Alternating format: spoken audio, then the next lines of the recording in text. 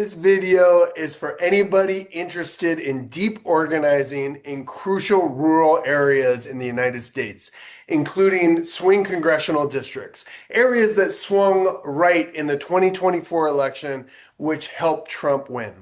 Hazleton, Pennsylvania, in Northeast Pennsylvania, is one of these communities. It's 70% Latino, over 30,000 people, mostly Dominican, highly religious community that voted 60% for Trump.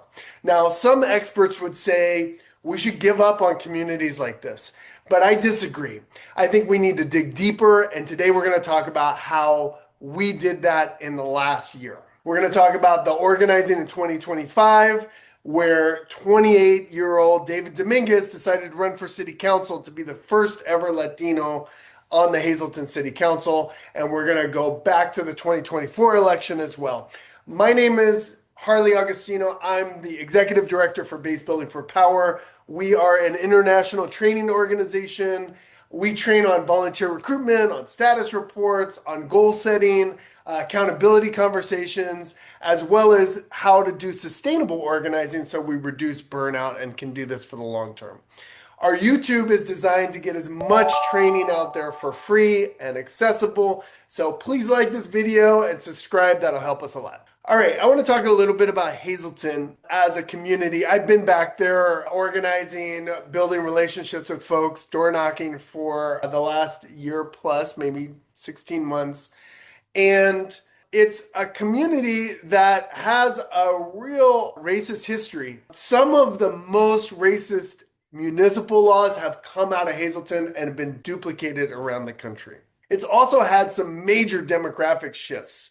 And currently it's over 70% Latino. That's very recent, really the last 20 years that has happened. But there is no representation for Latinos at any level of government except the study commission that I'll get to later. So I've been back a few times. I don't pretend to be an expert at Hazleton, but I'm definitely getting to know more each time that I come. So first I'd like to talk about the 2024 election. I was there for about a month door knocking. I was helping out the Harris campaign. I was recruiting, I was training volunteers, recruiting volunteers.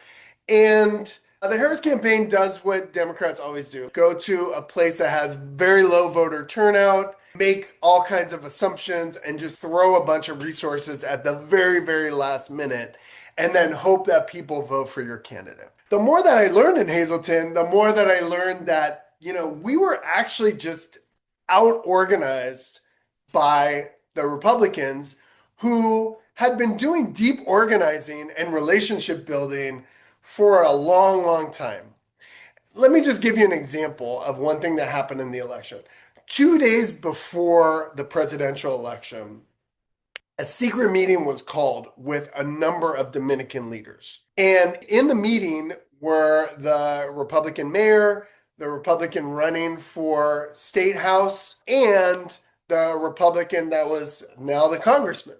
And basically what they did was they pulled this big group together and they said, this is a secret meeting, but we want you to know that we are going to push for a Dominican consulate if you vote straight Republican.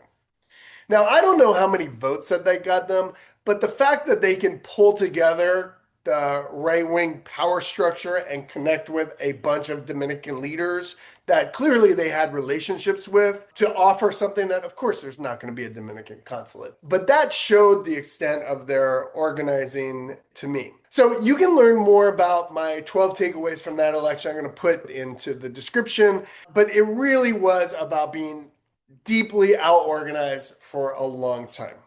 So I got some late money the last 10 days, which is, again, the late stuff that comes in. But, I got late money. And so I was like, okay, can we put that towards like a paid Latino canvas that's recruiting volunteers and doing relational organizing? And so for the last 10 days, I think we hired like 20 people. And it was a really, really positive experience. We had a lot of first-time door knockers. There were a ton of people that was their first time really ever getting involved. And you could just tell that there was a real hunger for change and also for representation. And in that 10 days, a lot of leadership was developed. And particularly among young people, we actually had maybe 30% of The volunteers and paid folks were between the age of 16 and 24. And so obviously the election was devastating, but this group had a very positive first time experience of organizing.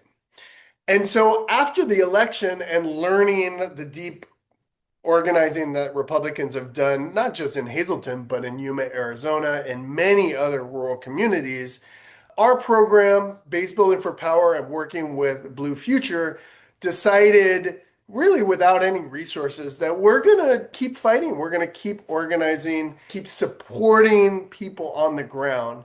And that deep organizing and deep relationship building is really the only way forward. And so we started with some of the all-stars that came out of this 2024 election. And one of those people is a woman named Marina, who's a mother of six. She was one of the top canvassers. And she just brought such a tremendous Si Se Puede experience, great, joyful organizing energy. She's so inspirational.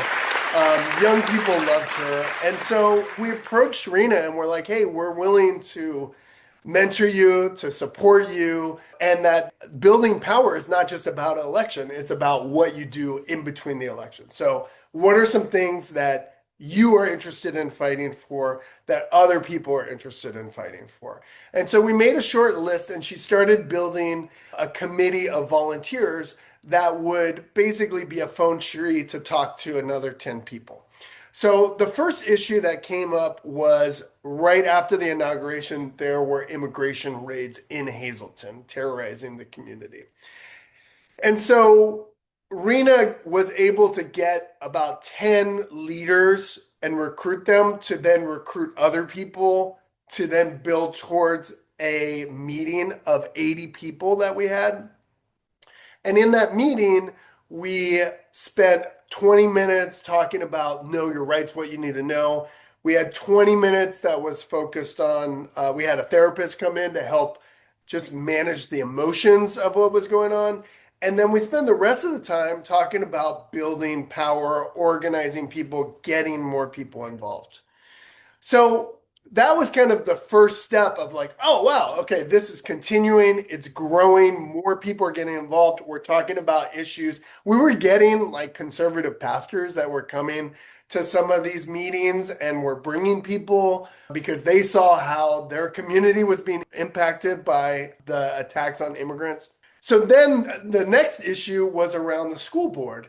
And there's a tremendous amount of racism in the school district. We do have a champion, Dr. Bob Childs, who has really been fighting racism on the school board. And so he kind of helped us understand how it worked. And Rena started bringing people to these school board meetings, 20, 25 people. And historically, there haven't been many Latinos that would show up at the school board meetings. There was an issue that really fired people up where basically the school district banned all parents. There was some altercation and they banned all parents from the football games, which in this small town, like a high school football game is one of the only like really positive places for youth to gather and do something positive. And they were banning like all parents from these games. So they did a petition, they got people to the school board, they stopped it. And so that was another issue that the group came up with. Then there was an election. This was in, I think, June 2025. And there was a Hazleton Study Commission that was basically going to study whether to implement district elections, which would really help with the representation. So this group that we're working with got a bunch of people to run for this study commission. And when that happened, it freaked the right-wing establishment out and they started recruiting basically like the heads of city departments. I don't even know if that's legal to get all the heads of the city departments to be on the study commission to basically ensure there's not district elections so that they keep the power. Anyway, most of those folks won, but Rosana Gabriel, who was a part of this team that was organizing, won and got on the study commission. She's the first Latino ever elected to any office in this region. So you can see there's a lot of things going on. There's elections, there's stuff outside of the elections. And then our program decided to do a nationwide door knocking training boot camp in swing congressional districts. I think we did like 7 congressional districts, and we were in Allentown and working with Make the Road. And then we went to Hazleton. We had 20 people show up for this training. It was an all-day training. They recruited 3 volunteers an hour, 108 volunteers. And through this process, we found volunteers to connect with Make the Road for their programs that they were expanding in to Hazleton over the last year and had been doing a bunch of work around affordable housing and immigrant rights. So, working with local organizations, local elected officials like Dr. Childs, supporting people like Rena, Rosanna getting elected. There was a lot of energy and a lot of organizing that was happening after this devastating election, which was really interesting. So then we know that there's a city council election coming up. And David Dominguez, who is a part of this team and was a part of the presidential election, and he decides to throw his hat in the ring. David's great. He grew up in Hazleton, went to high school there, and then became a high school teacher, one of very few Latinos in the high school staff. Longtime volunteer in the community, doing a lot of different things, including leading the local Democratic Party.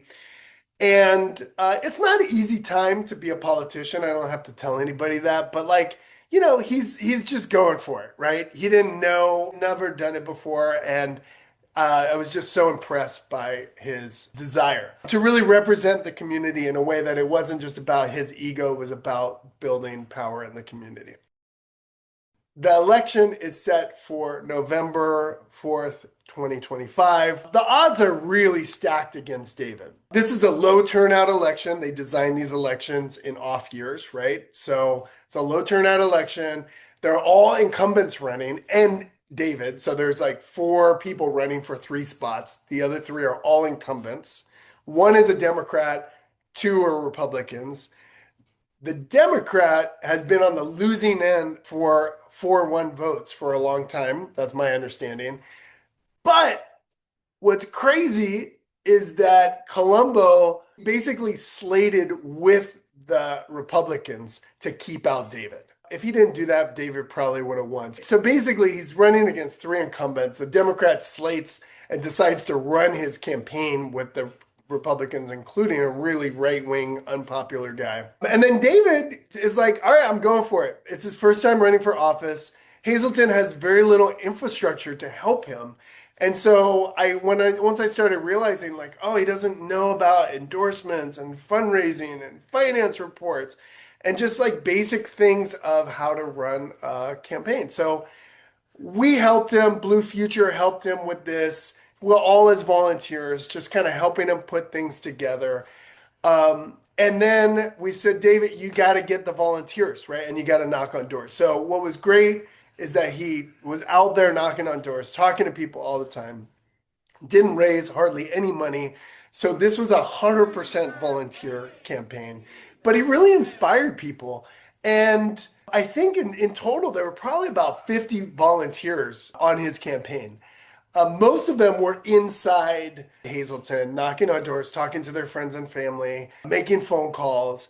But we also were able to recruit volunteers outside of Hazleton that would make phone calls. So it was like make phone calls and support the people who are in Hazleton. So this was we're working on a model of like, if you're from outside of a swing congressional district or a right wing area, what's the best thing that you can do? If we can support the people who are really deciding to do this and support building their leadership, that's the best thing that we can do.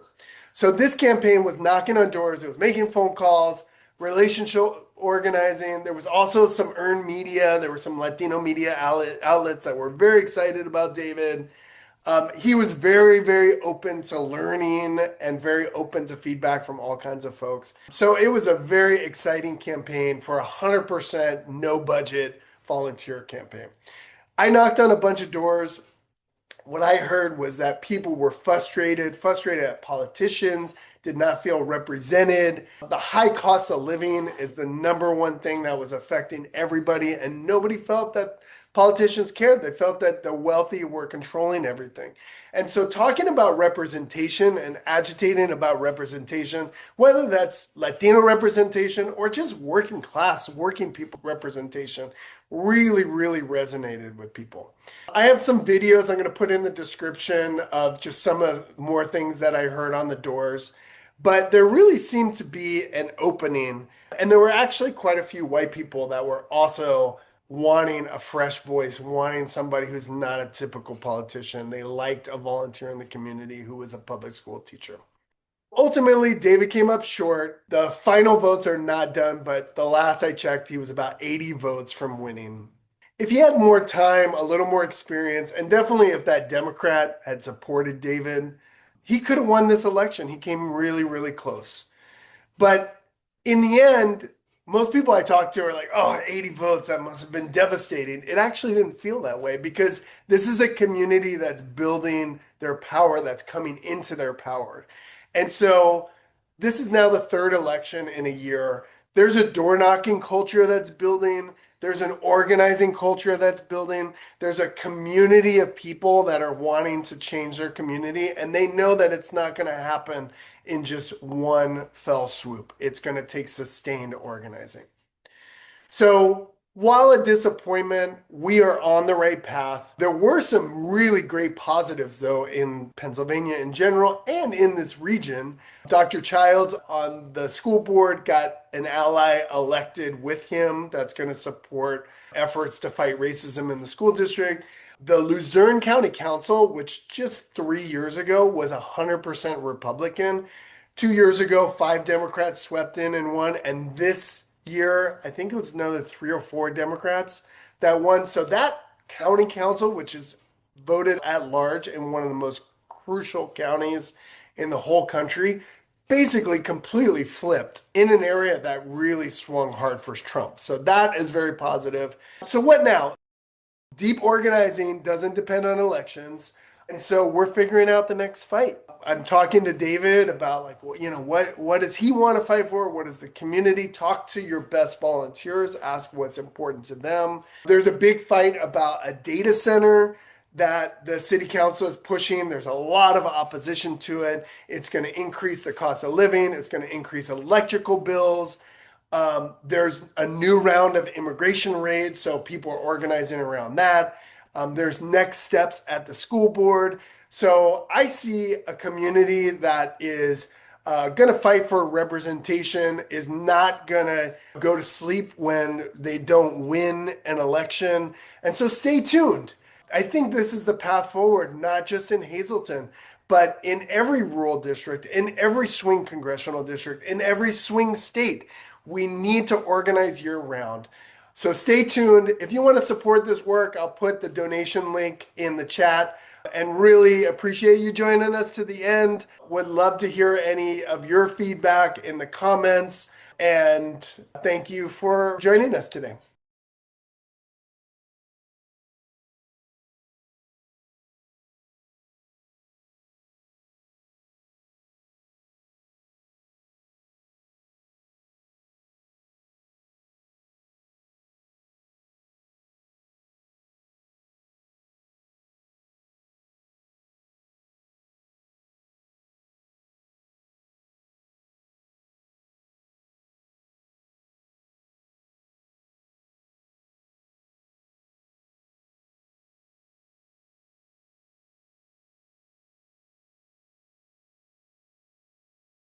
Sí se puede.